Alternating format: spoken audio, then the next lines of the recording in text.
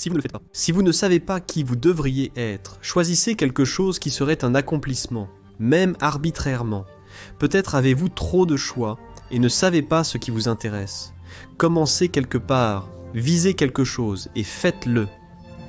Peut-être que c'est un certificat de 6 mois dans un domaine, peut-être que c'est un cours en ligne, peu importe, choisissez quelque chose et travaillez-y dur. Voyez ce qui se passe. Ce qui va se passer, c'est que vous deviendrez plus discipliné grâce au travail, et donc cela fera de vous une personne un peu différente, mais aussi, en travaillant dessus, vous comprendrez plus en détail pourquoi c'est fait pour vous, ou pourquoi ça ne l'est pas. Et ensuite, quand vous prendrez la prochaine décision, vous serez mieux informé. C'est comme ça qu'un système cybernétique autocorrecteur fonctionne. En résumé, vous définissez un objectif et progressez vers celui-ci en collectant des informations au fur et à mesure. Même si votre objectif change, il est important de continuer à progresser vers celui-ci. Donc, en essence, même si vous n'accomplissez pas ce que vous aviez prévu de faire, les leçons apprises en chemin, c'est cela la leçon suprême à un certain degré. Oui. Eh bien. Et puis vous, disons que vous devriez essayer de l'accomplir. Mais je dis, disons, eh bien vous êtes à mi-chemin, et vous pensez, je sais vraiment que ce n'est pas pour moi. Alors comment être sûr que vous n'êtes pas simplement en train de fuir vos responsabilités? Et je dirais, eh bien, vous pouvez vous prémunir contre cela en jurant, lorsque vous commencez quelque chose, que vous ne changerez que pour quelque chose de plus difficile. Et puis, ça vous savez, tout le monde a cette tendance à rationaliser sa procrastination, et c'est une bonne façon de se protéger contre cela. C'est comme, je peux arrêter ça, mais il faut que j'ai un meilleur plan, plus difficile, et je peux me lancer dedans. Et cela est aussi associé à quelque chose comme le minimum nécessaire de respect pour la tradition.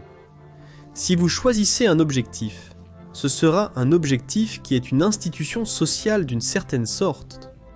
Pratiquement avec une certitude virtuelle, parce qu'il faut que ce soit précieux pour les autres, pour être précieux en général. Vous ne voulez pas être tellement cynique que vous vous empêchez de poursuivre quoi que ce soit parce que rien n'en vaut la peine. Ce n'est pas utile, et c'est bien connu. Vous pourriez dire, je n'arrive pas à sortir de ce cynisme. Et je répondrai, sortir du cynisme peut être très difficile. Faites simplement quelque chose de local, choisissez quelque chose. Si vous n'avez pas de relation, créez un profil de rencontre. Vous n'êtes même pas obligé de le mettre en ligne, mais au moins vous avez le profil, vous faites un pas dans cette direction. Vous ne savez pas ce qui est possible. Et vous n'êtes pas autant que vous pourriez l'être, et donc Dieu seul sait ce que vous pourriez faire, avoir et donner. Si vous y sacrifiez tout. Et c'est la raison pour laquelle Abraham fait constamment des sacrifices. C'est archaïque, non? Il brûle genre des agneaux nouveau-nés. Mais bon, ils sont vivants, tu vois, c'est quelque chose. Et ils ont de la valeur. Et ça compte. Il faut admettre, même si on y pense en tant que personne moderne, que l'acte de sacrifier quelque chose peut avoir une certaine force dramatique. Tu sais, sortir dans un troupeau, prendre quelque chose de nouveau-né, lui trancher la gorge, le saigner, puis le brûler, c'est peut-être une façon de te montrer à toi-même que tu es vraiment sérieux à propos de quelque chose. Il n'est pas évident d'avoir aujourd'hui des rituels aussi sérieux que celui-ci. Et donc, il n'est pas si évident que nous soyons vraiment sérieux à propos de quoi que ce soit. Il est possible que ces gens, que nous pensions archaïques et superstitieux, détenaient en réalité un savoir qui nous échappe aujourd'hui.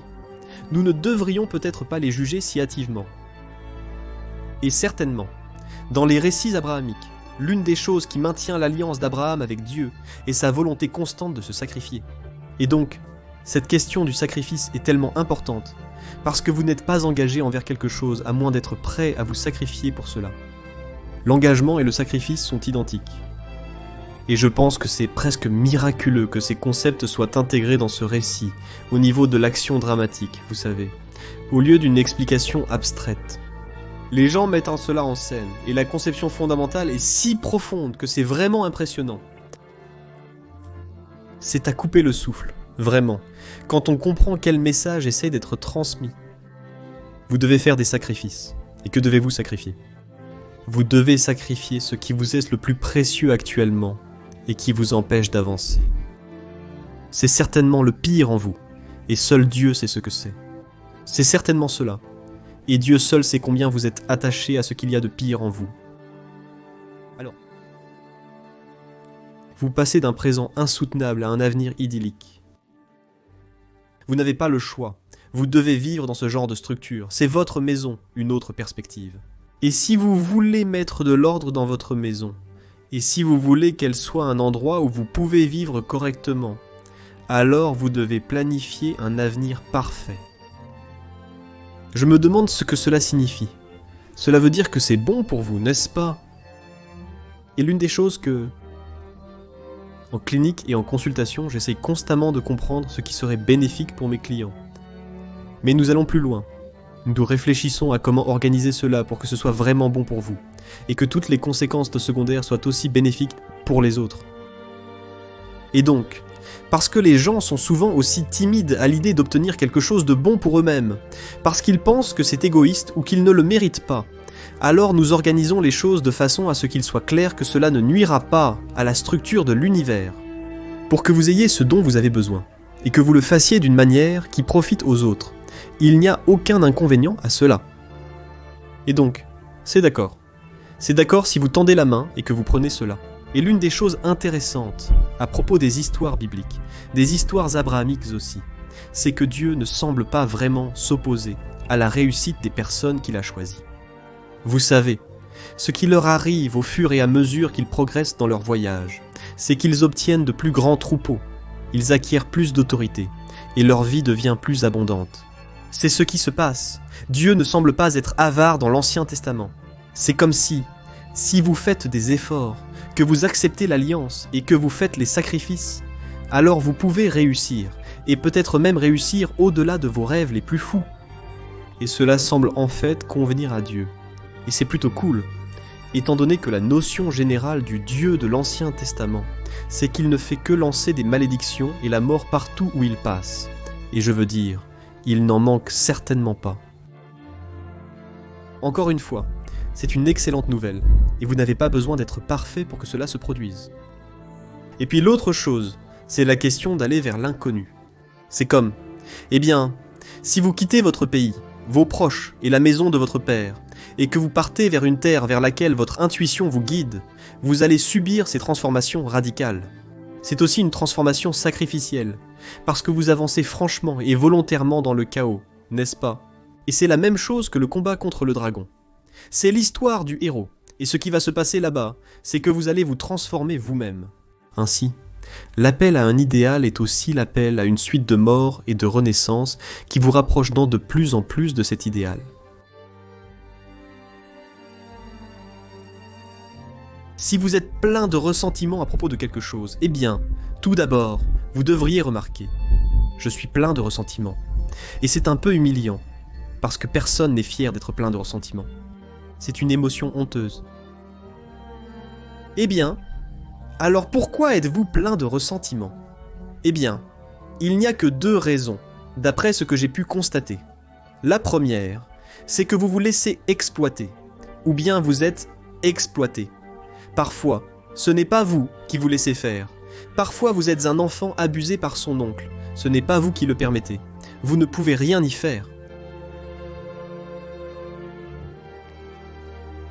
Vous êtes plein de ressentiment parce que vous êtes exploité ou parce que vous êtes immature. C'est l'une de ces 2 choses. Déterminez laquelle c'est, puis prenez les mesures nécessaires pour y remédier. Vivre une vie sans ressentiment est un excellent objectif.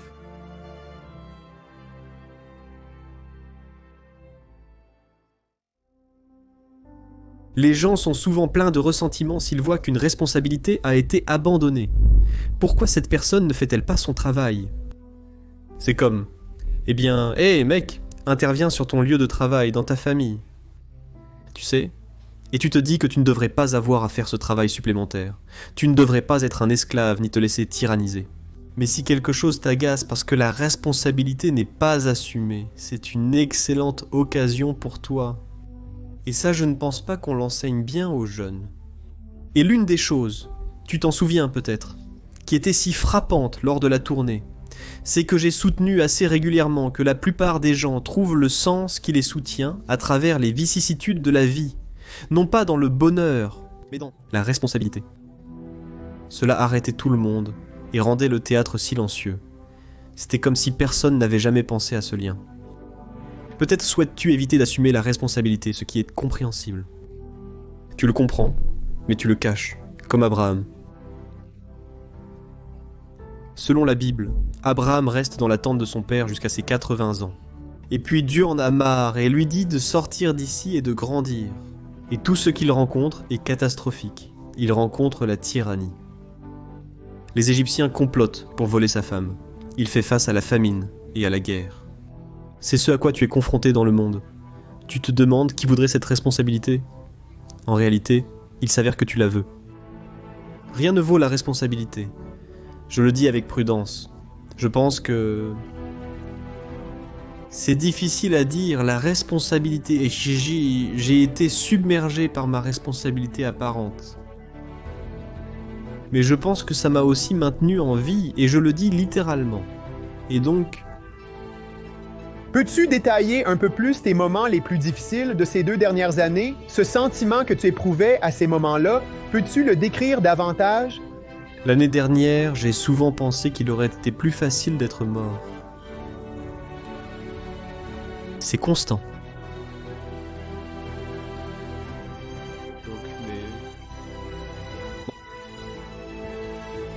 Mais est-ce que c'est mais non à cause de quelque chose en toi ou à cause des gens, car tu aurais abdiqué cette responsabilité envers eux? Ou est-ce qu'au final, c'est pareil? C'est ça, ouais. Eh bien, je pense que les deux ne sont pas facilement distinguables. Mais c'est clairement ça. C'est clairement ça. Tu sais? Et c'est... L'un des chapitres, le dernier, s'intitule « Sois reconnaissant malgré ta souffrance ». Pour traverser la souffrance, trouve un sens dans la responsabilité qui te soutiendra. Eh bien, et donc c'est un bon conseil pour toute personne qui travaille. Tu as du ressentiment car les autres ne contribuent pas assez. Agis toi-même. Regarde ce qui arrive. Tu deviens tout de suite indispensable. Tu sauras tout. Ce travail ou cette relation pourrait ne pas être pour toi, mais tu prendras la sagesse acquise, iras ailleurs et t'épanouiras là-bas. Tu sais, un jour ce gamin m'a arrêté, je crois que j'en ai parlé dans ce livre. Ce gamin m'a arrêté dans un restaurant un jour alors que j'entrais. Il avait une licence et il travaillait comme serveur dans une chaîne de restaurants spécialisée dans les steaks.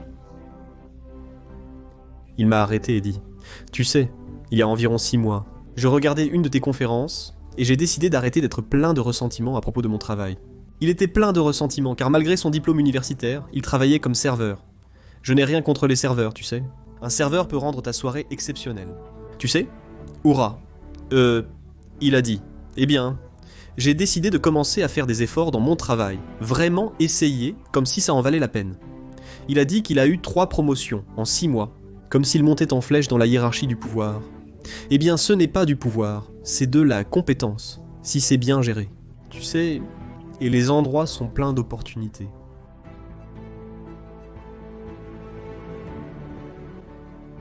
Si tu te concentres uniquement sur ta carrière, tu peux aller très loin dans ta carrière, et je dirais que c'est une stratégie qu'une minorité d'hommes privilégie. C'est tout ce qu'ils font. Ils travaillent 70, 80 heures par semaine. Ils se donnent à fond dans leur carrière. Ils misent tout sur la faible probabilité d'obtenir un statut exceptionnel dans un domaine étroit. Mais c'est difficile pour eux. Ils n'ont pas de vie. Il est très difficile pour eux d'avoir une famille et de profiter des loisirs, car ils deviennent unidimensionnels. Cette unidimensionnalité est peut-être le prix à payer pour exceller dans un domaine.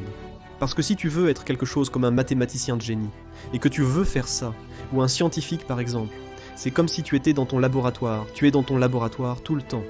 Tu travailles 70 à 80 heures par semaine. Tu es intelligent, tu es dévoué, tu es unidimensionnel. Et c'est comme ça que tu bats tous les autres qui font la même chose. C'est la seule façon, mais le problème, c'est que tu n'as pas de vie. Maintenant, si tu aimes être scientifique et que tu as ce genre de concentration d'esprit, tout d'abord, tu es une personne rare. Deuxièmement, tu vas en payer le prix, mais tant mieux pour toi.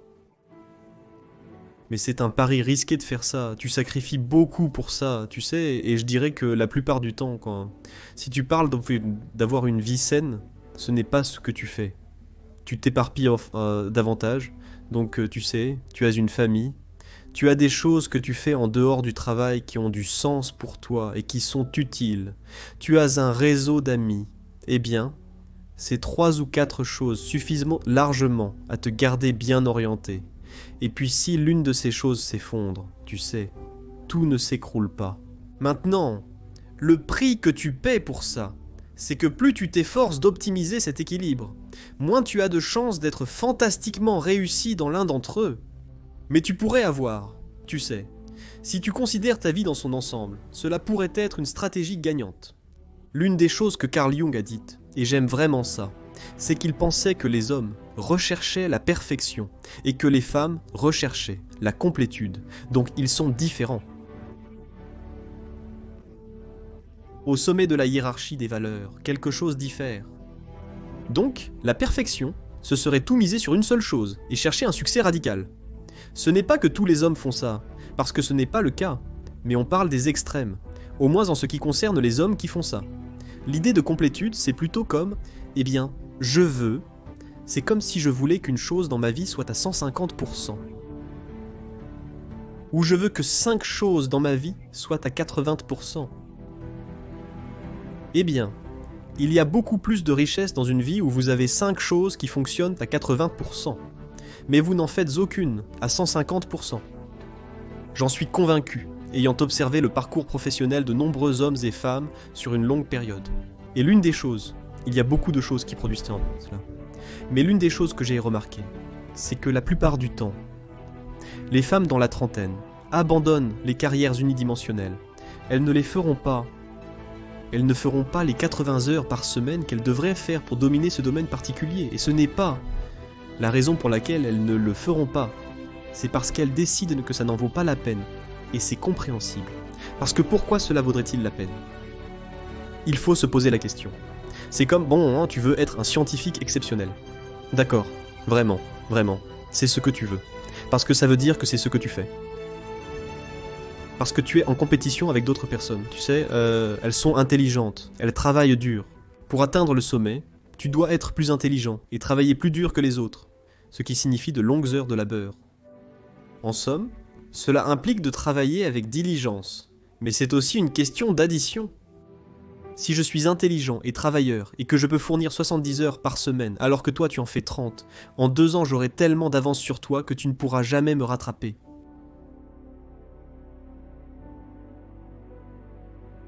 Nous étions assis au premier rang de l'avion et tu te souviens du gars? C'était un jeune homme noir qui a couru dans l'avion, il portait un gilet jaune, il travaillait sur la passerelle ou quelque chose comme ça, et il est venu vers toi et il a dit « Je ne suis pas censé être dans l'avion en ce moment, je ne suis pas censé dire quoi que ce soit, mais tu m'as aidé à changer ma vie.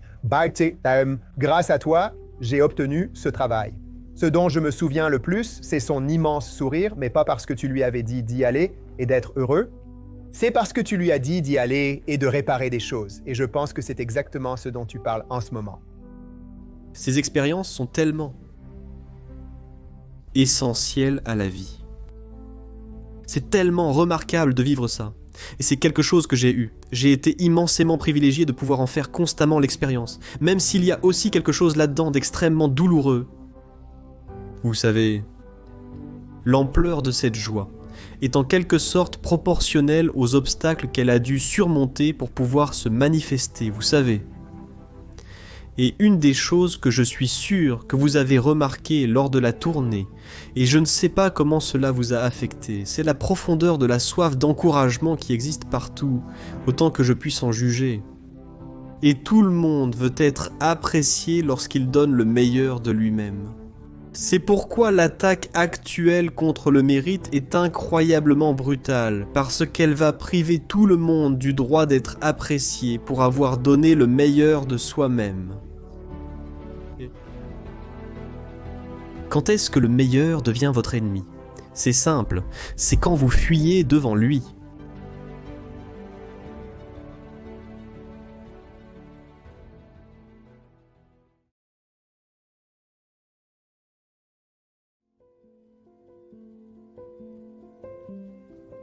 Alors, qu'ai-je appris en étudiant ?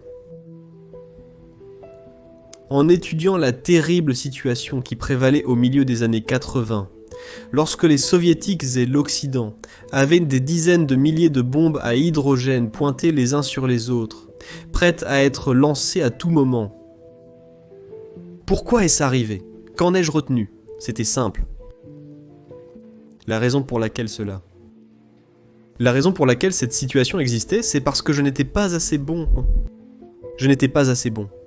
La raison pour laquelle les situations terribles dans le monde existent aujourd'hui, c'est parce que tu n'es pas assez bon. Tu n'es pas assez bon. Tu n'es pas assez bon. Nous pouvons résoudre n'importe quel problème. Nous pouvons résoudre n'importe quel problème si nous utilisions toutes les ressources qui sont à notre disposition, si nous vivions correctement. Nous n'avons aucune idée de ce que nous pourrions transformer, de ce dans quoi nous sommes, en quoi nous pourrions le transformer. Donc je dirais... tu soutiens la liberté d'expression parce que c'est le mécanisme qui maintient la santé mentale de l'individu et de la société. Et tu vis en relation avec la vérité dite du mieux que tu peux. Parce que l'alternative, c'est l'enfer. Et si l'enfer est ce que tu veux, alors tu peux rester arrogant, plein de ressentiment et trompeur. Mais si tu veux travailler à améliorer le monde, à l'élever vers ce qu'il pourrait être, alors tu parles franchement, tu te clarifies et tu agis correctement dans le monde. Puis tu vois ce qui se passe. Et c'est la dernière chose que je dirais. J'ai passé beaucoup de temps à étudier le Sermon sur la montagne. C'est un document clé.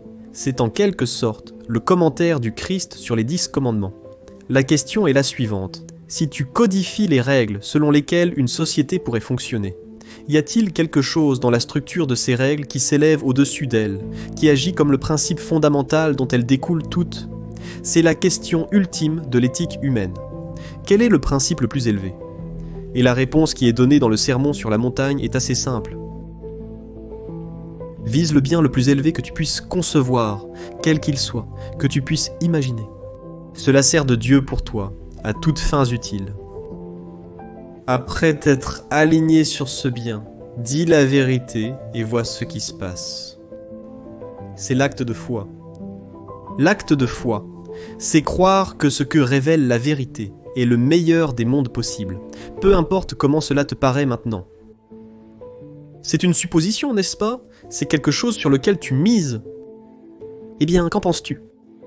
Le meilleur des mondes possibles sera créé par la tromperie. Il est improbable que tu saches que cela ne marche pas dans ta vie. Tu t'empêtres dans tes propres mensonges, n'est-ce pas ? Un mensonge en engendre de nombreux autres. Peut-être que tu repousses les conséquences et en planètes à plus tard, et que tu ne tombes dans le piège que 5 ou 6 ans après, ayant même oublié pourquoi tu y es tombé. Quand tu finis enfin par tomber dedans. Mais tout le monde sait que tu ne t'en sors jamais sans rien. Alors la question est, que se passerait-il si tu disais simplement ce que tu penses, aussi stupide et inexact que ce soit, et que tu écoutais les gens te critiquer en retour pour te façonner et te rendre plus articulé ? À quoi ressemblerait ta vie ? Et la réponse à cela, et je sais que c'est vrai, j'ai travaillé avec beaucoup de personnes précisément sur ce problème. Ta vie s'améliore, devenant de plus en plus riche et profonde. Mais cela s'accompagne d'un fardeau de responsabilité de plus en plus lourd. Eh bien, c'est d'accord. Tu utilises l'observation de ta propre capacité à assumer des responsabilités pour te renforcer contre les terreurs d'être un être fini. Tu te dis, aussi faible et misérable que je sois, je peux quand même faire face à l'horrible. Tragédie de la vie et triompher, et c'est déjà suffisant.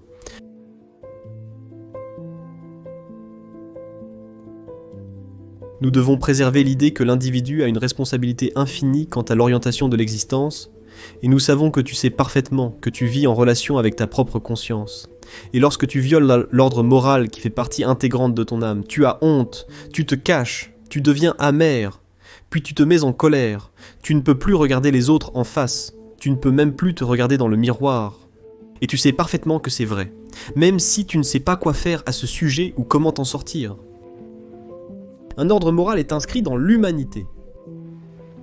Sans les règles de communication, il serait impossible d'échanger les uns avec les autres.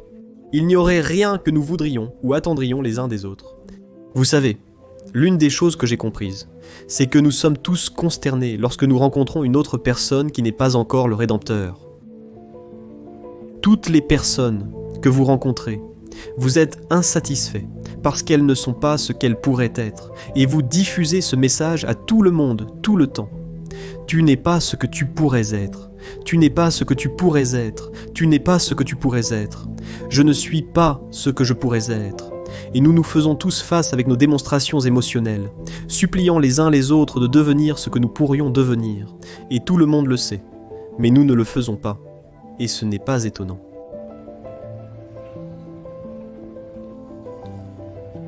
Les postmodernistes, ils sont la conclusion logique du dilemme nietzschéen. Dieu est mort, la structure de valeurs s'est effondrée, le spectre de l'effondrement de toutes les structures de valeurs surgit. C'est le dogme postmoderniste. Toutes les structures de valeurs se sont effondrées, elles n'existent que dans le but d'exclure. Elles n'ont aucune valeur intrinsèque. C'est un argument très très puissant.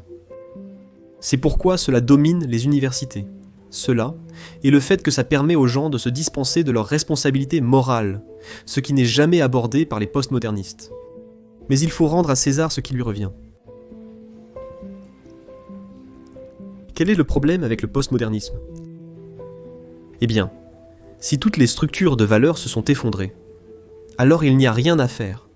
Parce que pour faire quelque chose, une chose doit être meilleure qu'une autre. Sinon, pourquoi le faire ? Et donc, les personnes qui sont ancrées dans la tradition postmoderne sont sapées par leur propre philosophie. Ils peuvent déconstruire leur propre déconstruction, auquel cas ils pourraient tout aussi bien rester là et ne rien faire, ce qui serait en fait préférable à ce qu'ils font actuellement. Alors, comment se sortent-ils de ce dilemme ? Les postmodernistes agissent illogiquement, mais cela ne les dérange pas, car ils ne croient pas en la logique. C'est un reflet du logos dont ils se sont débarrassés. Ils ne croient pas au dialogue, car c'est un reflet du logos qu'ils ont rejeté. Le dialogue et la logique ne comptent pas. Cela soulève la question de la marche à suivre. Eh bien, les postmodernistes contournent cela en revenant aux doctrines marxistes dont le postmodernisme est issu, et dont ils disent « Oui, on ne peut pas obtenir de direction du postmodernisme, mais nous, ça ne nous inquiète pas, parce qu'on ne se préoccupe pas de ce genre de choses. Ce qu'on va faire, c'est simplement utiliser un tour de passe-passe pour faire avancer les doctrines communautaires d'où notre hypothèse initiale est née. Et tout le monde dit, on va fermer les yeux sur le paradoxe parce qu'en fait, on a besoin de quelque chose à faire. Et en plus, dans la mesure où nous sommes communautaires, nous pouvons déverser notre ressentiment nihiliste, notre arrogance et notre ingratitude sur chaque personne que nous jugeons avoir plus que nous. Et donc, si vous vous demandez pourquoi, certaines valeurs peuvent exister en l'absence de toute valeur.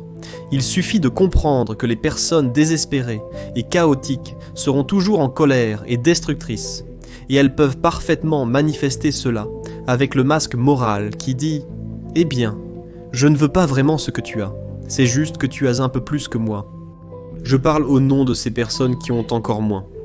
C'est complètement absurde. C'est tellement drôle de voir les étudiants de Yale se plaindre des privilégiés.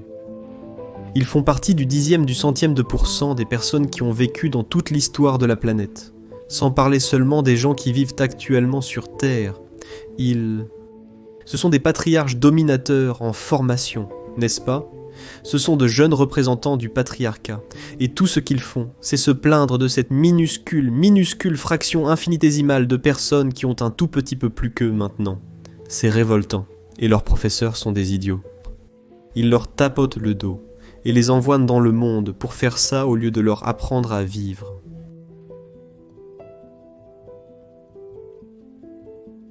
Eh bien, d'après ce que je peux voir, l'alternative est un véritable retour vers le passé. Et c'est précisément de plonger dans le chaos, de regarder la pire chose possible, et de remonter le père mort des profondeurs chaotiques. C'est comme ça qu'on arrête d'être une marionnette. Quelqu'un dont les ficelles sont tirées par des forces qu'il ne comprend pas, dans les coulisses.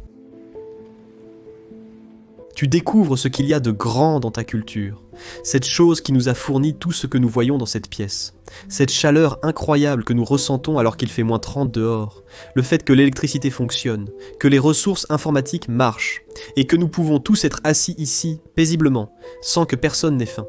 En fait, nous sommes trop gros. C'est ça, notre gros problème. Oh non, nous avons tellement de choses qu'on devient gros. Oui, eh bien, c'est un bon problème à avoir. Nous devrions avoir de la gratitude pour ce qui a été produit et qui nous a amenés jusqu'ici. Et nous devons nous réveiller et comprendre ce que nous faisons. C'est ce que les psychanalystes tentèrent de faire au XXe siècle. C'est ce que tous les grands cliniciens, en particulier Carl Jung, tentèrent de faire. Ils croyaient fermement que l'idée de l'étincelle divine à l'intérieur de l'individu était une réalité métaphysique, par laquelle il entendait une réalité qui transcendait réellement, et existait au-dessus de la réalité physique, une réalité encore plus réelle. C'est ce qu'est la conscience, quelque chose que nous comprenons d'un point de vue scientifique, pas du tout. Tout cela a été représenté dans nos mythologies, aussi loin que l'on puisse remonter. Comme un agent indépendant dans le monde, donnant naissance à la forme. C'est ainsi que nous nous traitons les uns les autres. C'est ainsi que nous nous reconnaissons. C'est ainsi que nous nous jugeons. Tu fais ton lit, et tu t'y couches, et tout le monde le sait. Et cela ne veut pas dire que tu n'es pas soumis aux circonstances aléatoires et chaotiques, et à la tragédie de la vie. Ce n'est pas parce que tu peux faire certaines choses que tu peux tout faire, mais tu peux faire certaines choses, et si tu ne les fais pas, alors tout s'effondre.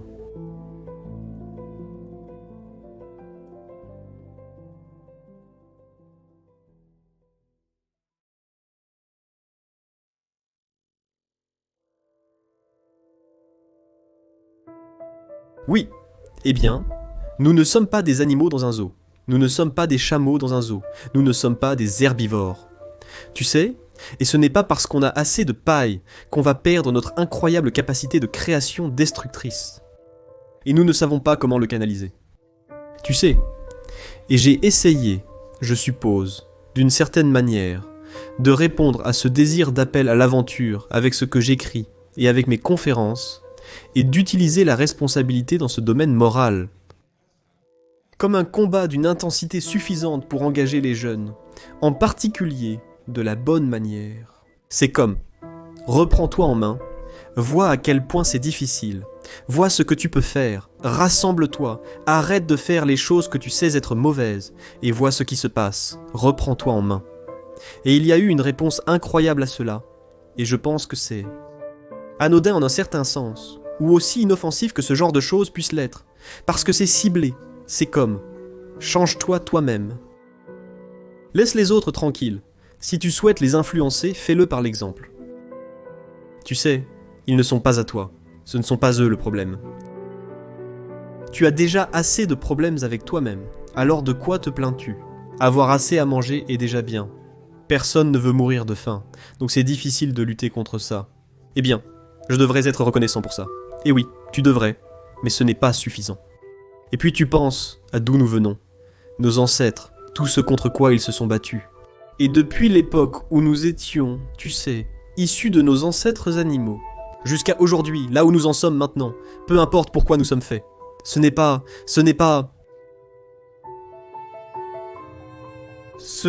pour les Twinkies et la télé. Tu sais, ce n'est pas l'aveuglement volontaire et le confort que ça apporte, ce n'est pas suffisant, et donc nous avons besoin de cette aventure, et voilà, c'est quelque chose avec lequel nous allons tous devoir composer. Parce que si nous échouons dans cette aventure, cela nous mènera vers des situations terribles. L'une des choses que j'ai dites et que les gens ont répété de nombreuses fois, que l'on retrouve dans des mèmes et que l'on peut acheter sur des articles de merchandising, c'est qu'un homme bon est un homme très dangereux, qui se maîtrise lui-même. Et personne ne dit jamais ça. Alors tu dis aux jeunes hommes, écoute, ton travail c'est d'être aussi dangereux que possible dans toutes les directions possibles, Tochiton, et de contrôler ça, tu vois ? Pas d'être inoffensif, paresseux et méprisable, même à tes propres yeux. De cette façon, tu obtiens la puissance de l'ombre, Tu n'as pas à te débarrasser de la colère et de l'agressivité. Tu peux les intégrer. Et c'est bien mieux. J'ai eu une conversation remarquable avec Jocko Willink. Je l'ai trouvée vraiment fascinante. Willink, il est très différent de moi, à bien des égards. C'est un spécimen physique aux proportions inégalées. Pour commencer, il fait presque 2 pieds de robot d'épaisseur, tu vois ? Et c'est un militaire, très discipliné, et aussi extraordinairement intègre moralement. C'est une personne admirable parce que le danger est juste sous la surface, mais c'est lui qui le contrôle, pas l'inverse. Nous sommes mal à l'aise avec l'idée que c'est la bonne voie pour la socialisation. Nous essayons d'apprendre à nos enfants que seuls les jeux coopératifs sont acceptables, et ils savent, au fond d'eux, que c'est un pur mensonge. Ce n'est pas techniquement tenable, ce n'est même pas conceptuellement correct. Je ne dis pas que j'ai résolu le problème. J'en ai beaucoup parlé avec Bjorn, tu vois ? J'adore ton message. Ne serait-ce pas merveilleux d'éradiquer la pauvreté absolue ? Et il fait un excellent travail techniquement de classer les préoccupations mondiales, faire une analyse coût-bénéfice qui soit méthodologiquement rigoureuse et dire « Regarde, on peut investir de l'argent ici, on aura un retour de 20 pour 1, principalement dans la nutrition infantile, comme il s'avère. Ne pourrions-nous pas faire énormément de bien avec des dépenses tant ciblées ? Et la réponse est clairement oui. Nous pourrions éradiquer la pauvreté infantile dans les 15 prochaines années, et nous le ferons probablement. Nous pourrions accomplir de grandes choses, mais nous ne savons pas comment le vendre. Et c'est un énorme problème. Je n'ai jamais eu autant de réactions d'un public que lorsque je dessine un lien entre la responsabilité et le sens. Sans faute, cela amène le public au silence. Et c'est parce que ce lien n'a pas été suffisamment explicité. Je dirais que nous trouvons du sens dans la responsabilité. Et il y a un appel messianique qui est ancré là-dedans. On peut traduire cela par « Prends-toi en main, vois ce que tu pourrais devenir ». Et tu sais, une grande partie de « au-delà de l'ordre » consiste justement en cela. Repousse tes limites, dépasse-toi, discipline-toi, mais va au-delà de cette discipline. Ne laisse pas cet ordre contraindre ce que tu pourrais être, car ce n'est pas encore un ordre assez élevé, et je dirais qu'il semble que cela attire les jeunes, et peut-être spécifiquement les jeunes hommes, mais pas seulement les jeunes hommes, et pas seulement les jeunes. Donc, eh bien, c'est un problème auquel nous devons faire face, tu sais. Nous faisons beaucoup de choses correctement, mais ce n'est pas assez romantique. Mon expérience clinique et d'enseignement dans le Maine a été extrêmement positive. L'expérience clinique a été positive car j'étais toujours du côté de la partie de la personne qui était orientée vers sa propre santé et son amélioration. Cela faisait partie de notre pacte contractuel. Parfois, je le rendais explicite. C'est comme si je n'étais pas là pour une acceptation positive inconditionnelle. Je suis du côté de la partie de vous qui veut que tout s'améliore. Et nous allons découvrir où cela se trouve, et nous allons travailler pour le faciliter. Les gens adoraient ça, et c'était tellement gratifiant de s'engager dans ce travail. C'était constamment positif. J'ai travaillé avec une grande variété de personnes, allant de celles qui n'avaient rien, aucun don, et qui étaient vraiment en marge du monde, jusqu'à des personnes incroyablement talentueuses et douées, tout le spectre, et c'était absolument merveilleux. La diversité des participants et l'esprit des conférences étaient remarquables. Ma tournée de conférences a été très positive. Tellement positive qu'on ne penserait pas ça possible. Mais ça l'est. Et moi ? Je suis très positivement orienté envers les êtres humains, en général. Même si je pense que nous sommes très imparfaits, et terriblement, mais ce n'est pas étonnant. Ce n'est pas étonnant. Je veux dire, le fardeau que nous portons est absolument... C'est absurde. Les existentialistes ont beaucoup insisté là-dessus. Nous avons une existence absurde. Nous sommes conscients de notre propre mortalité, mon Dieu. Et nous sommes des animaux. Nous sommes conscients de notre propre mortalité. Quel fardeau! Et pourtant nous sommes là. Et la plupart du temps, nous ne sommes pas corrompus ni horribles. C'est un miracle. Donc, vous savez, c'est un mot d'encouragement. Et c'est à cela que les gens réagissent, si positivement.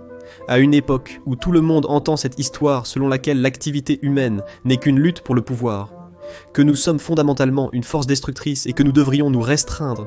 Et moi, je ne vends pas ce message. C'est un mot d'encouragement. Tu pourrais être plus que ce que tu es. Et est-ce que ce ne serait pas formidable pour tout le monde, y compris toi ?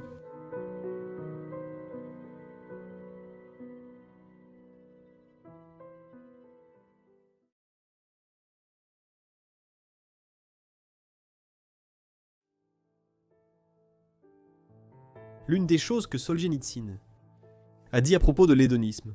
Il a dit que la doctrine selon laquelle la vie est faite pour le bonheur est invalidée par ceci. Le premier bruit des bottes qui enfoncent votre porte. Et donc la question est, que faites-vous face à la souffrance lorsque votre philosophie est hédoniste? Et la réponse, c'est l'effondrement.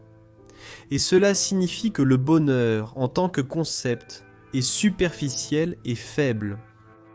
Il ne peut pas résister à la souffrance, car quand vous souffrez, vous n'êtes pas heureux. Si le but de la vie est d'être heureux, alors quand vous souffrez, votre vie n'a pas de sens. Et si vous souffrez sans sens, alors vous souffrez vraiment. Vraiment. L'enfer. Mais après réflexion, c'est réconfortant. Je dis à mon public, surtout aux jeunes hommes, ne visez pas le bonheur, ça ne marchera pas. Surtout quand les tempêtes arrivent et que les barbares frappent à la porte. Il y aura des moments où vous souffrirez tellement que vous n'y croirez pas. Il vous faudra quelque chose de plus solide que le bonheur pour traverser ça. Alors, regarde, qu'est-ce qui est plus solide que le bonheur? Qu'y a-t-il de plus fort que la douleur? Vous pourriez dire, pourquoi pas l'aventure? Et pourquoi pas l'aventure? Et si on partait explorer des mers inconnues, tu vois? Et si on partait et... J'ai parlé à un gars l'autre jour. Il est chauffeur pour moi là-bas, dans... Je suis à Nashville, un ancien militaire des forces spéciales. Dur comme une sacrée botte. Il travaille maintenant comme cow-boy dans le Montana, tu sais, un vrai personnage, l'archétype parfait de l'américain pur et dur. Il savait qu'il voulait être dans les forces spéciales depuis l'âge de 5 ans. Alors je lui ai parlé pendant une demi-heure pour essayer de comprendre ce qui le motivait, tu vois? Et il m'a raconté probablement 10 histoires sur sa vie, toutes très colorées et profondes, des anecdotes de combat, de sauvetage, de privation physique et de discipline. Et toutes les 10 minutes, il disait, je cherchais un nouveau défi. Et puis je cherchais un nouveau défi. Et puis j'avais déjà fait ça, alors je cherchais un nouveau défi. Et pour lui, la vie n'était qu'une succession de montagnes impossibles à gravir. C'est exactement ce qu'il voulait, et ce que nous voulons tous. Dans l'histoire d'Abraham, il était parfaitement heureux dans la tente de son père, mangeant du raisin pelé et se faisant changer les couches, même à 80 ans. Et Dieu l'appelle à l'aventure, et c'est très catastrophique, n'est-ce pas? Parce qu'Abraham rencontre la tyrannie, la famine, la guerre, des complots pour lui voler sa femme, et sa propre tendance à mentir par lâcheté. Et tout cela fait partie de sa première série d'aventures. Et on se demande, mais qu'est-ce qui se passe ici?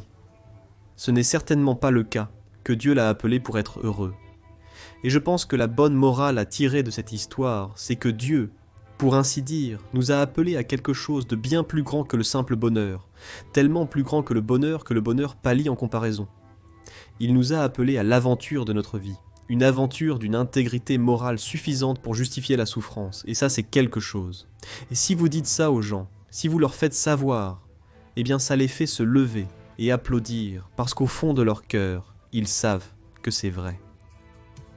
Ils entendent que cet esprit d'aventure t'appelle à devenir un despote patriarcal qui pille la planète, et cela démoralise les jeunes hommes. Et bien sûr, c'est exactement le but, parce que des jeunes hommes démoralisés ne sont pas des oppresseurs, même si oui, ils le sont, et ils ne sont pas des pilleurs de la planète, même si oui, ils le sont.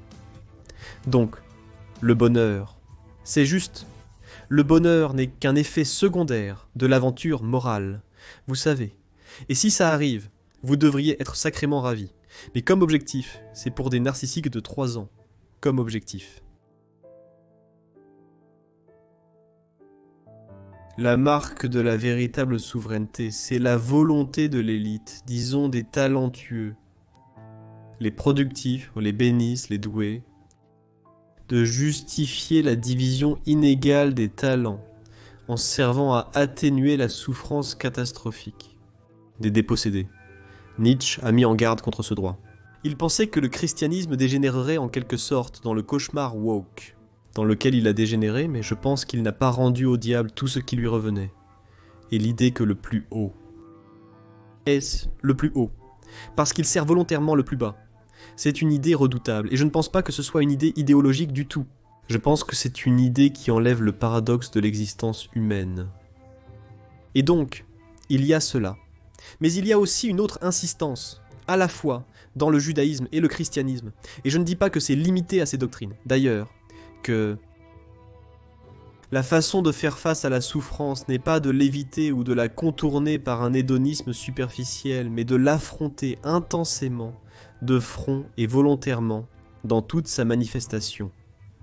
Et donc, une des choses que j'ai réalisées à propos de l'histoire de la Passion, que Jung considérait comme une tragédie archétypale et, en un sens, un cas limite, une histoire si tragique qu'on ne peut pas en écrire une plus tragique, c'est qu'elle entraîne l'observateur, donc nous tous dans la chrétienté, à travers toute la catastrophe de l'existence humaine. Elle vous confronte donc à la foule qui te poursuit et dont tu fais aussi partie. Elle te confronte au relativisme moral sous la forme de Ponce Pilate. Elle te confronte à l'oppression de l'État totalitaire des étrangers, disons, sous les traits de Rome. Elle te confronte à la trahison de ton meilleur ami. Elle te confronte à la volonté de la foule de punir le vertueux et de libérer le criminel. Et c'est l'histoire de Barabbas et du Christ. Et Paggio m'a dit l'autre jour, Jonathan Paggio, qu'un autre nom pour Barabbas était Jésus.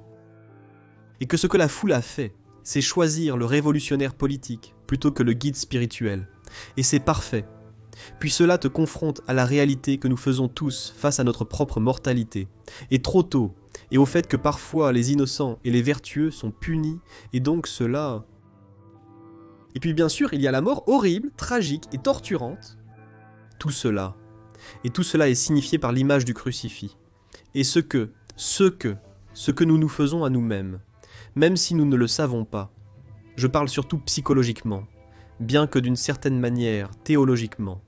C'est que nous nous exposons à la catastrophe ultime de l'existence humaine, tout en manifestant simultanément la foi, que si nous y faisons face sans faiblir, cela nous ressuscitera au lieu de nous tuer. C'est vraiment puissant. C'est quelque chose, mec. C'est quelque chose. C'est quelque chose que j'essaie de comprendre depuis longtemps, surtout ces 6 derniers mois. Je vais écrire à ce sujet dans mon nouveau livre, mais aussi quand j'en parle à mon public, vous savez. Et je dirai surtout que cela a un impact encore une fois sur les jeunes hommes démoralisés. Et je leur dis, écoutez, nous ne connaissons pas les limites de l'expansion de votre personnalité, si vous êtes prêts à affronter les choses sans vous mentir. C'est ça, c'est une variante de cette honnêteté radicale dont nous parlions déjà. Ne vivez pas dans le mensonge. La vie est pleine d'injustice, d'atrocités et de souffrances, alors que faites-vous face à cela? Est-ce que vous l'évitez? Il y a d'ailleurs de bonnes preuves physiologiques que si vous prenez 2 groupes de personnes et que vous soumettez un groupe à un facteur de stress de façon involontaire et que vous demandez à l'autre groupe de prendre ce facteur de stress volontairement, le schéma de réponse psychophysiologique est complètement différent. C'est totalement différent sur le plan émotionnel, motivationnel et en termes de dégâts causés. Donc, l'imposition involontaire d'une menace est stressante et dommageable, mais l'acceptation volontaire d'une menace est stimulante et revigorante. Vous savez, ce serait bien d'être optimiste, mais le problème avec l'optimisme, c'est qu'il est souvent naïf. Alors, existe-t-il un optimisme qui ne soit pas naïf? Je pense que oui. Et l'optimisme qui n'est pas naïf réside simplement dans une visualisation de la force que les gens peuvent avoir. Donc, l'une des choses que je dis aux gens, que j'ai dites à mes étudiants dans mon cours Carte du sens, c'est « Voici un objectif. Vous voulez être la personne aux funérailles de votre père sur qui tout le monde peut compter. Comment serait-ce? Voulez-vous être la personne brisée, inutile, qui ajoute à la misère dans un coin? Et écoutez, je ne minimise pas la douleur des gens. Vous savez, je comprends le chagrin. Mais qui voulez-vous être en cas de crise? N'est-ce pas? Voulez-vous être la personne vers qui tout le monde peut se tourner pour trouver de la force? C'est comme « pourquoi pas? Pourquoi pas ?» C'est un objectif. Ce serait un bon objectif. En cas de crise, et il y en aura, elle ne sera pas aussi terrible grâce à quelqu'un sur place capable d'y faire face. Vous savez? Donc quand je suis allé parler à ces personnes à la maison funéraire, j'ai imaginé cela. Je me suis dit, d'accord, eh bien c'est quelque chose avec lequel tu dois composer si tu veux être vivant et adulte. Tu dois faire face à la mort et à la souffrance. Et tu dois être prêt pour ça. Et tu dois être là pour la personne, parce que c'est tout ce qu'elle aura. Et donc, voilà un objectif, mec. Et en cette époque de nihilisme, vous savez, c'est quel est le sens de la vie? Les gens demandent, et on leur enseigne ça à l'université. Quel est le sens de la vie? Tout n'est qu'interprétation. L'humanité est un cancer pour la planète. Vous voyez? Eh bien, et si on disait non? Et si on ne faisait pas ça? Et si on disait qu'il y a quelque chose entre nous?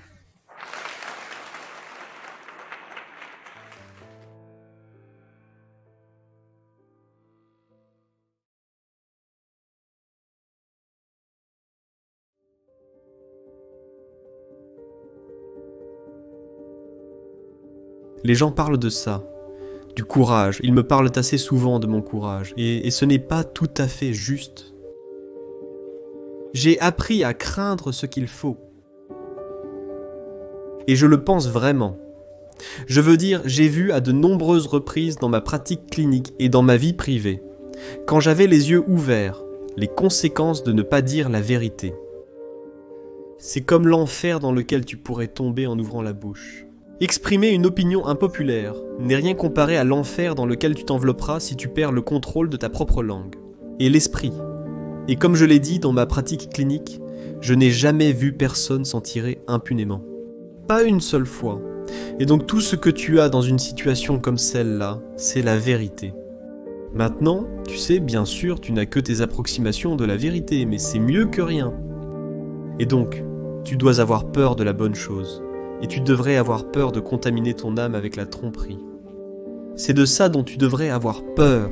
Ça te détruira à coup sûr. Comme on dit chez les programmeurs, ordures en entrée, ordures en sortie. Donc, tu rempliras ta tête de bêtises, sans reproche, sauf de toi-même. Mais tu peux faire taire cette voix en essayant fort. Attends d'avoir de sérieux problèmes. Tu sais, un jour viendra où tu devras prendre une décision. Cette décision fera la différence entre la vie et la mort. Ou pire, entre la vie et la mort d'autrui. Ou pire, entre la santé et une souffrance pire que la mort.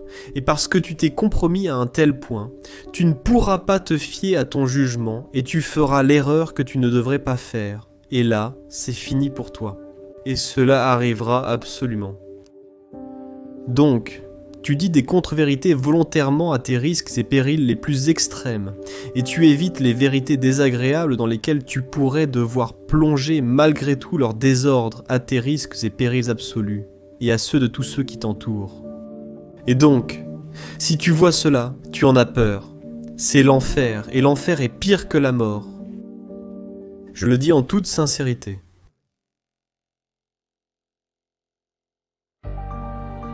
Les psychothérapeutes existentiels des années 50, inspirés par Heidegger, ont introduit le concept de jeutéité, l'arbitraire.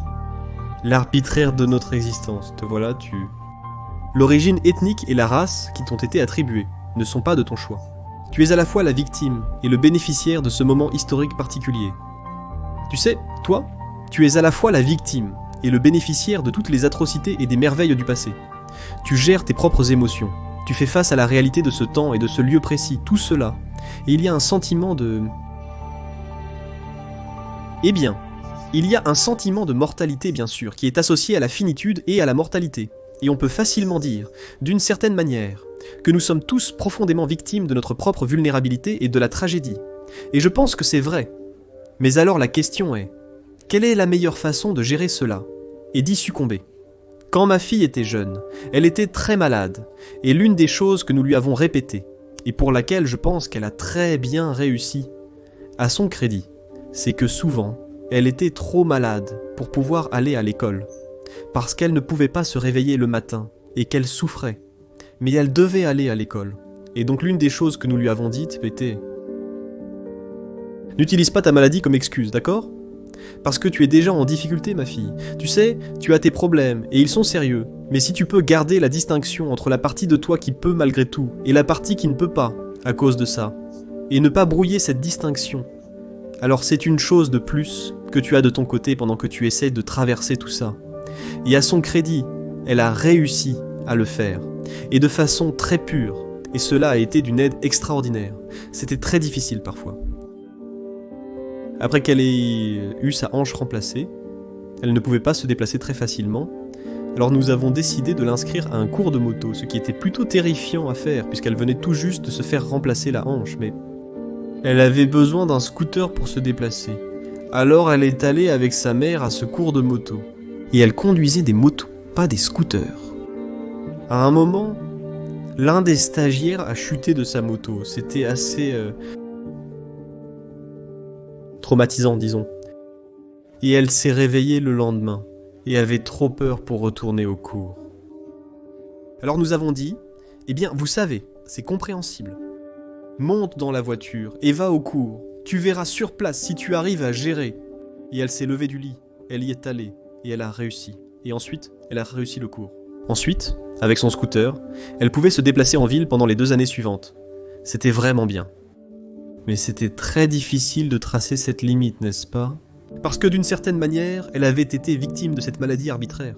Et, vous savez, en tant que parent, on a tendance à ressentir un élan d'empathie. Une empathie qui peut être destructrice dans ces circonstances, parce qu'on dorlote la personne plus que nécessaire, n'est-ce pas ? Et on a toutes les raisons de le faire parce qu'elle souffre énormément. Mais... vous voulez être une victime et une figure tragique. Vous savez ? Et vous pourriez dire oui. Mais vous ne le feriez pas si vous y réfléchissiez vraiment. Donc, et puis, dans un contexte clinique, si on me posait cette question, je procéderais à une brève analyse de la situation. C'est comme, d'accord, eh bien, vous souffrez de cette expérience traumatisante. Vous voulez la surmonter. Nous devrions déterminer les étapes pratiques, comme trouver quelqu'un à qui parler ou d'autres moyens de gérer cela. Mais vous plongez dans le domaine pratique pour essayer de régler cela.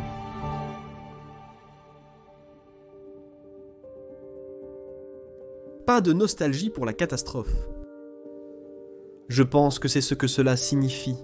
C'est que lorsque vous quittez ce qui n'est pas bon, vous essuyez la poussière de vos pieds et vous ne regardez pas en arrière, et c'est une leçon très dure. Cela signifie qu'il n'y a absolument aucune excuse pour ne pas se lever et s'y mettre. C'est ce que cela veut dire. Et cela signifie que... Cela signifie même que lorsque les gens sont frappés par une catastrophe, comme par exemple la mort de leur père, ils ont tendance à utiliser cela comme excuse pour ne pas s'occuper des affaires dont ils devraient s'occuper. Parce qu'ils peuvent se dire à eux-mêmes, eh bien, j'accepterai. Y accepter, il y a toujours de bonnes raisons. Je veux dire, croyez-moi, il y a toujours de bonnes raisons de ne pas faire ce que vous devriez faire. Et effectivement, les excuses pour ne pas faire ce que vous devriez s'accumulent chaque jour, surtout quand vous visez des objectifs futurs. Vous pouvez les reporter indéfiniment à cause des obligations quotidiennes, n'est-ce pas ? Mais ces histoires, elles disent beaucoup de choses, vous savez, surtout lorsqu'elles sont combinées. Elles disent de ne pas se retourner lorsqu'on quitte un endroit terrible, pas de nostalgie.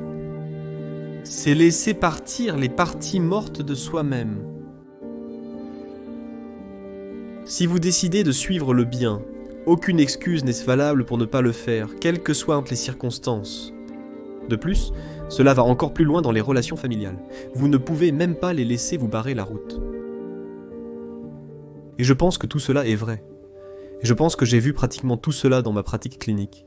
Comme quoi il n'y a aucune excuse pour ne pas aller vers ce que vous devriez vraiment faire. Et je pense qu'il y a autre chose qui se passe ici, surtout dans les histoires du Nouveau Testament. Et c'est peut-être même pire, c'est qu'il est absolument répréhensible de justifier votre inaction par une catastrophe qui exige la miséricorde des autres, n'est-ce pas ? Un jeu très subtil se joue, du genre « Bien sûr que je ne peux pas faire ça.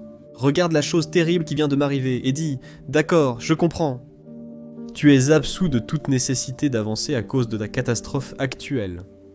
En fait, tu ne l'es pas. Et c'est impoli d'utiliser ça comme excuse. C'est contre-productif.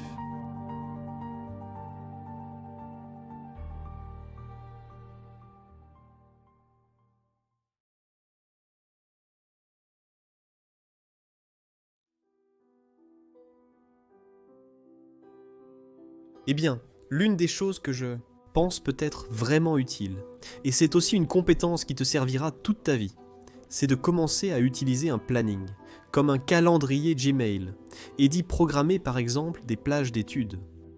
Alors, j'ai quelques réflexions à propos de l'utilisation d'un planning. Les gens n'aiment souvent pas les plannings parce que c'est comme développer son propre tyran, tu vois. C'est compréhensible notre life. Eh bien, voici toute une série de choses que je dois faire demain. C'est mon planning et je ferai mieux de m'y tenir. Sinon, je suis une mauvaise personne, un raté. Et ce n'est pas la bonne façon de faire, la planification. Ce que vous voulez faire avec le planning, c'est concevoir la journée que vous aimeriez avoir. Maintenant, une partie de cela va impliquer des responsabilités auxquelles vous devez faire face. Sinon, votre vie va empirer, n'est-ce pas ? Mais je dirais que si vous essayez de commencer, apprendre à gérer votre stress scolaire, c'est comme planifier 10 minutes de devoir. Essayez peut-être de le faire avant d'aller à l'école le matin, si vous arrivez à vous lever tôt. C'est souvent difficile pour les adolescents de se lever le matin. Mais commencez par 10 minutes. Voyez si vous pouvez vous entraîner à vous asseoir pendant 10 minutes après le dîner. Choisissez un moment régulier et faites 10 minutes de devoir. Fixez-vous cet objectif. Si tu as fait tes 10 minutes de devoir, tu peux peut-être programmer 15 minutes pour jouer à un jeu vidéo. Si tu veux une sorte de récompense, mais commence. Commence à réfléchir à comment organiser ta journée pour pouvoir faire les choses que tu veux faire. Et tu fais aussi certaines choses que tu dois faire. D'une manière que tu penses pouvoir réellement tenir, d'une façon qui serait durable dans le temps. Et ça, tu vois, la partie de ton cerveau qui te rend anxieux est vraiment mécontente si tu n'as pas de plan. Donc, l'un des moyens les plus rapides de commencer à gérer trop d'émotions négatives, trop de stress lié aux émotions négatives, c'est de faire un plan et de le rendre concret. Donc je dirais que l'emploi du temps est une manière incroyablement utile de faire ça. Et vous vous dites dans votre tête, eh bien, dans votre tête, pourquoi est-ce que je remplis ce calendrier pour la semaine ? De cette façon, je sais ce que je fais, pour ne pas être anxieux et faire les choses que j'ai envie de faire. Comme ça, j'ai quelque chose à attendre avec impatience. Et je fais les choses que je dois faire pour que ma vie ne parte pas en vrille, et pour ne pas me rendre encore plus malheureux, plein de ressentiments et d'amertume. Donc en faisant de ton emploi du temps ton allié, et avec environ 1 an de pratique, tu arriveras à bien le maîtriser. Donc, si ça ne marche pas bien la première semaine, n'abandonne pas, continue simplement à le faire, jusqu'à ce que tu deviennes discipliné, et que tu arrives de plus en plus à t'en tenir à tes plans et tout ça. Ça va tellement t'aider dans ta vie, tu ne peux même pas imaginer. Donc ce que tu dois faire, c'est découper cette infinité écrasante en une série de tâches gérables. Et tu veux réfléchir, tu sais. Certaines de ces tâches pourraient être, eh bien, peut-être que tu pourrais mettre un peu d'ordre dans ta chambre, non ? Ou peut-être que tu pourrais rendre ta chambre un peu plus belle, ou peut-être que tu pourrais penser à une chose à faire dans la maison qui serait vraiment utile. Et tu fais ça pour améliorer ta vie. C'est ça l'idée. Tu ne fais pas ça parce que quelqu'un te menace ou te dit que c'est ce que tu dois faire pour être une bonne personne. Ce n'est pas ça le but. Et tu te dis aussi, en créant ton emploi du temps, je vais le concevoir pour quelqu'un que j'apprécie. Et la personne pour qui je conçois cet emploi du temps, que j'apprécie, ce sera moi. Donc ce n'est pas l'emploi du temps d'un maître envers un esclave, c'est un emploi du temps négocié, que tu organises avec toi-même, pour pouvoir avoir une vie décente. Mais c'est un outil très puissant d'avoir un calendrier à ta disposition. Et si tu peux apprendre à l'utiliser jeune, mets juste quelque chose dedans. Mets tes cours, mets quelques devoirs, mets des choses que tu aimerais faire. Commence juste, bêtement et maladroitement. Et tu deviendras bon là-dedans. Disons au bout d'1 an environ. Et ça changera ta vie. Par exemple, si tu apprends à écouter les gens, si tu décides de ne pas dire des choses que tu sais être fausses, et si tu apprends à organiser ton temps, ta vie s'améliorera tellement que tu n'en reviendras pas. Cela arrivera de plus en plus avec l'âge. Donc c'est vraiment une excellente chose à commencer à pratiquer quand tu es adolescent, et si tu arrives à maîtriser ça d'ici tes 18 ans, tu seras redoutable. Tu auras tellement d'avance sur les autres qui ne font rien de tout ça que tu n'en reviendras pas. Et tu continueras simplement à accumuler les bénéfices en conséquence.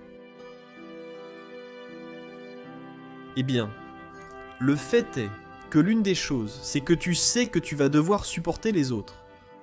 Tu devras supporter les problèmes et les ennuis des autres pour le reste de ta vie. Ce que tu veux faire, c'est vivre ta vie d'une manière qui rende tout cela supportable. Donc je dirais qu'avec la planification et avec le tentative de parler honnêtement, et avec le développement d'objectifs qui ont de la valeur pour toi, tu seras suffisamment occupé par ta propre vie, Et tu verras assez de qualité dans cette vie pour pouvoir réellement tolérer pas mal de bruit et de stress venant d'autres directions. Et je dirais aussi que plus tu te construis toi-même de la manière dont nous avons déjà parlé, plus, mieux les autres te traiteront, et moins tu rencontreras de souffrances et de détresse inutiles. Et je dirais, et je conclurai là-dessus, je dirais à vos spectateurs, ne sous-estimez pas l'utilité de mettre de l'ordre dans votre vie. Une autre chose que tu peux faire, c'est de décider d'arrêter de dire des choses que tu sais être fausses. L'autre chose, c'est que tu pourrais décider d'arrêter de faire des choses dont tu remarques qu'elles te rendent faible. C'est un jeu que tu joues avec toi-même. C'est comme quand tu es avec tes amis et que tu fais quelque chose pour devenir populaire. Tu remarques que ça te fait sentir un peu subordonné et faible, et tu te dis « Ah ah ». Je ne devrais pas refaire ça. Je ne sais pas exactement ce que j'ai mal fait, mais ça m'a fait me sentir faible, comme si je me désagrégeais. Ce n'est pas quelque chose que je devrais répéter. Alors tu essaies de faire des choses qui te rendent plus fort. Tu essaies de dire des choses qui rendent ton discours plus vrai et plus précis. Tu essaies de viser des choses qui, selon toi, valent la peine d'être atteintes. Et tu te disciplines, tu t'organises, et ça suffit. Il n'y a rien d'autre que tu puisses faire dans ta vie qui t'apportera plus de bénéfices, à toi et aux autres en même temps. Et si tu pouvais commencer ça quand tu es un gamin, je te le dis, quand tu seras tellement en avance, à 18 ou 19 ans, que ce sera comme si tu étais dans un univers différent.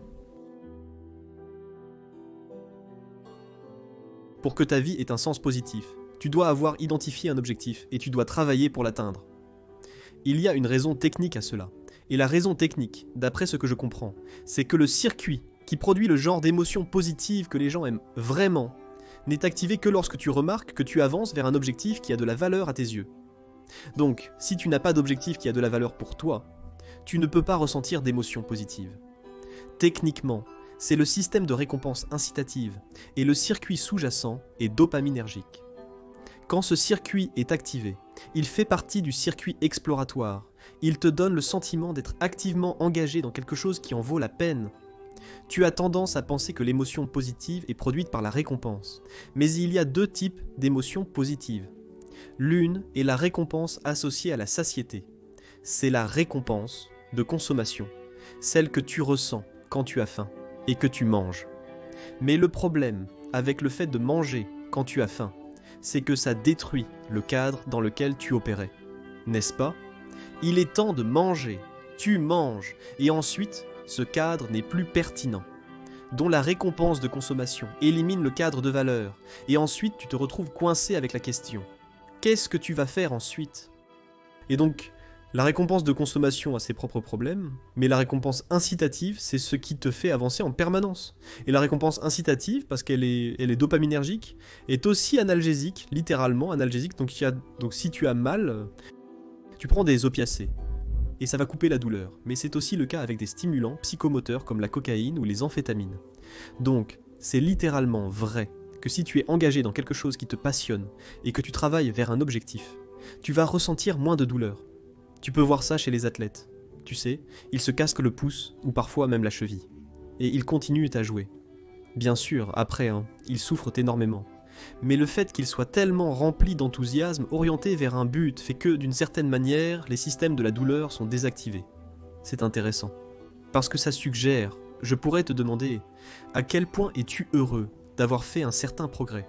Et si tu y réfléchis, tu dirais, eh bien ça dépend de l'ampleur du progrès, et par rapport à quoi ?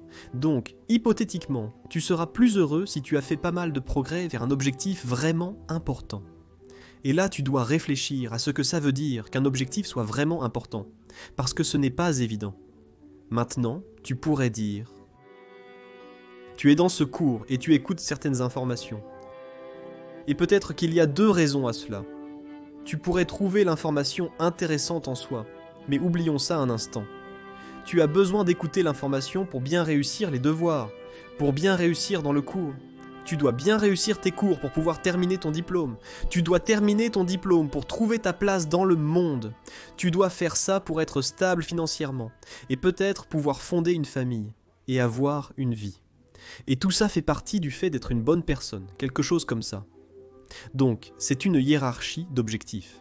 Et tu pourrais dire qu'être une bonne personne serait la chose, aussi vaguement que ce soit pensé, qui se trouve au sommet de cette hiérarchie. Et quand tu fais des choses qui servent dans ce but ultime, alors tu vas trouver ces choses plus significatives. Et ce sens est en fait produit comme conséquence de l'activation de ce circuit exploratoire qui est niché tout au fond de ton hypothalamus. C'est vraiment, vraiment ancien. Aussi ancien que la soif et la faim. C'est vraiment un vieux système. Donc tu veux que ce truc soit activé.